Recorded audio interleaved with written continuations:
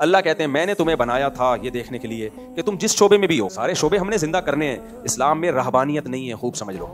रहबानियत का मतलब दुनिया से अलग थलग होकर बैठ जाना, ये इस्लाम में नहीं है, बल्कि इस्लाम में रहबानियत का उलट है, घुसना है दुनिया के अंदर।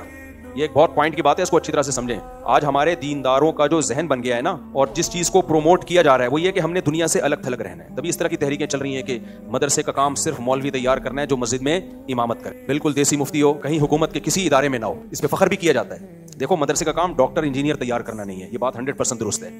डॉक्टर इंजीनियर तैयार करना यूनिवर्सिटियों का काम है, लेकिन मदरसे का काम ऐसे उलमा तैयार करना जो हुकूमती इदारों में जाएं, ये है मदरसे का काम। क्योंकि अगर आप रियासत से अलग थलग होकर बैठ गए, आपके पास पावर बोलो खत्म, और बातिल लोग इन शोबों में चले जाएंगे। तो ये तो रहबानियत है ना। अगर नबी सल्लल्लाहु अलैहि वसल्लम इस तरीके को पसंद करते तो आप हुकूमत अपने हाथ में लेते। इस्लाम स्टेट चाहता है, रियासत चाहता है, तो रियासत तो रियासती इदारों में जाने से हाथ में आएगी। रियासती इदारों से बाइकआउट करके रियासत कहां से हाथ में आएगी?